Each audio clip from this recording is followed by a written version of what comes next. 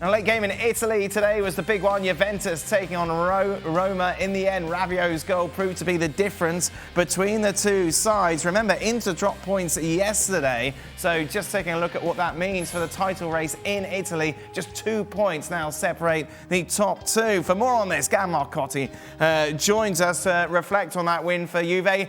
Of course, Gab, a big win. Well, huge win, as you said. It takes them, within 2 points of Inter at the top of the table. Roma always a tough out, and it's funny, Dan, because I got to say I have a lot of doubts about Max Allegri. I'm not a big fan of his football, but he's getting the results, and he's got no choice. He's got what he considers lemons, which is what others might consider talented youngsters, and he's getting the best out of them. We saw Kenan Yildiz starting alongside Vlahovic. Vlahovic, who'd been sitting out a few games, he played. He was a handful for Roma's back three. Kenan Yildiz certainly had his moments as well. And Juve facing Roma, saying, "All right, guys, we're both going to sit deep, pick our spots.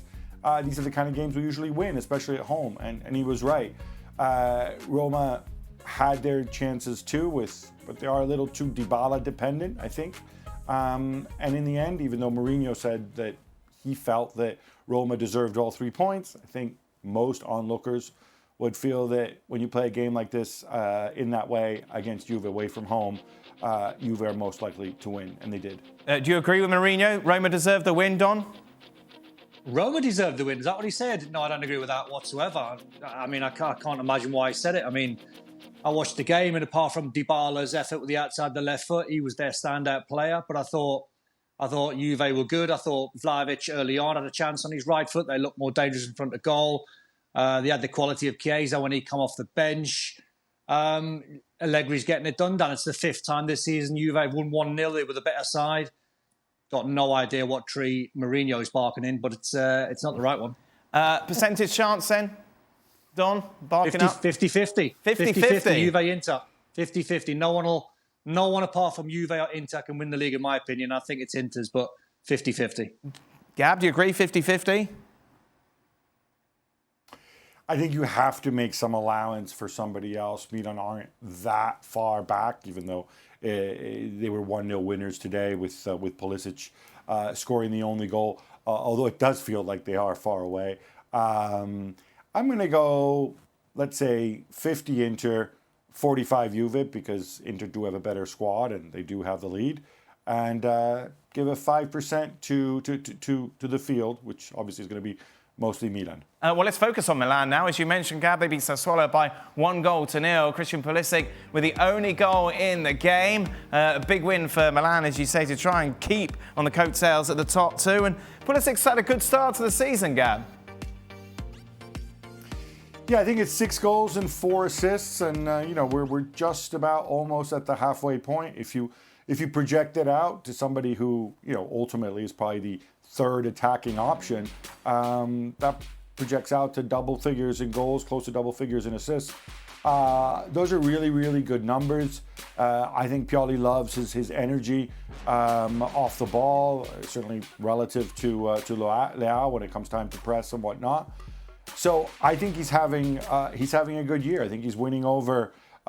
He's won over the fans already. Obviously, we can debate endlessly what his best position is, and it probably is on the left, and Leao's there, and he's not going to displace Leao, obviously. But he's shown a ton of adaptability, and I think if Milan can sort themselves out in other parts of the pitch, namely midfield, which I think is improving now with Benacer back, I think that can only help Pulisic as well. Don, have you been surprised that he's been able to put in these sort of numbers? Not really, because I think there's always been a player in there, Dan. I think I'm just looking at his age there, 25, so sometimes it takes a player to mature. And once you've had the moves, Dortmund and Chelsea, and it didn't quite happen for him at Chelsea, he's believed... I always got the feeling when I watched Christian Pulisic that he didn't quite believe he could be a top player. I think he felt as though maybe he was inferior. He might not say that, but that's the impression I got by the performances that I saw. Happy to be on the periphery, happy to be on the edges, make an impact every now and again. But maybe because he was talked of being a great so young, it was difficult for him.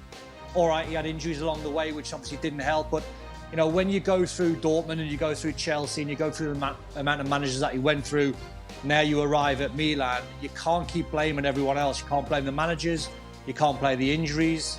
You can't blame the systems. So hopefully Christian Pulisic now at 25, the penny has dropped because the talent has always been there. And I'm glad that he's playing well and contributing because he deserves it. As long as he's in a good place and he believes in himself, I think he's got the talent. I think he'll look at it and say, well, you know, at Chelsea, changing managers, as Don said, wasn't always getting an opportunity, but they wanted me out because they wanted to buy better players. And I think when he looks at it, you could argue that they haven't really, have they?